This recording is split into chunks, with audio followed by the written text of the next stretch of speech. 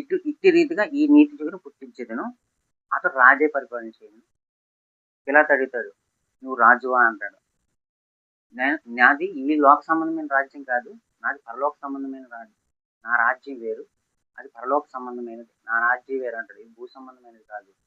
కాబట్టి ఈ రాజ్యం అయితే నా సేవకులు పోరాడతారు కదా అని ప్రశ్నిస్తాడన్నమాట. అతడు వివేకంగా నడుచుకుంటూ కార్యం జరిగించు, భూమి మీద నీతి న్యాయములు జరిగించును. కాబట్టి యేసుక్రీస్తు ప్రభువు నీతి న్యాయం జరిగించారు. ఆయన విశ్వసించడం వలన సమస్తమైన దుర్నీతి నుండి ఆయన నీతివంతుడు, యథార్థవంతుడు కనుక సమస్తమైన దుష్ట క్రియల నుంచి మనం పవిత్రులు చేస్తాడని రాయబడి ఉంది. ఈ విధంగా నీతి చిగురు పుట్టించేదును.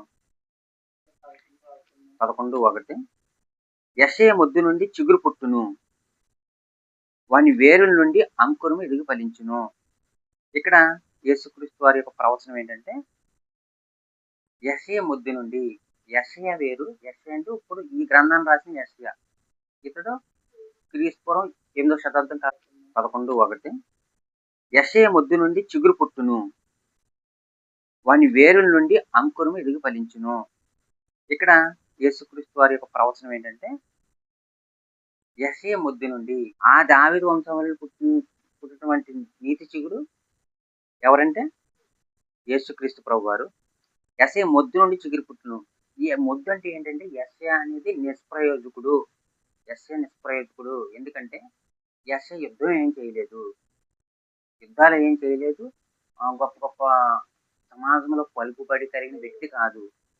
ఈ యెషయా ఎవరంటే, ఈ యెషయా ఎవరికి పుట్టిన వ్యక్తి యెషయా అంటే, చాలు. ఇక్కడ ఈ యెషయా రాజుని దావీదు కనెను. ఈ యెషయా ఎవరంటే ఓబేదు యెషయా కనెను. బోయజును మన సల్మాను రాహాబునందు పైవచ్చును. బోయజును కనెను. బోయజు రూతునందు ఓబేదును కనెను. ఓబేదు యెషయాని కనెను. బోయజు రూతునందు, రూతు మోయబురాలు.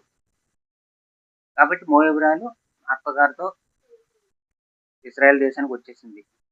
ముందు మోయాబు దేశం వెళ్ళింది కరువు అని. అక్కడ ఇద్దరు కుమారుల్ని పోగొట్టుకుంది.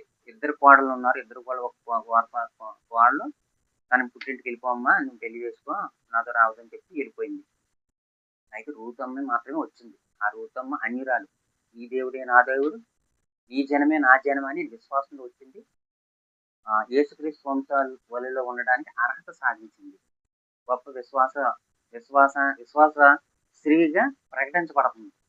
ఏదన్నా మంచి స్త్రీగా బతకాలన్నా, లేకపోతే ఒక మంచి స్త్రీగా చెప్పాలంటే ఈమెను ఉదాహరణ చెప్తారు.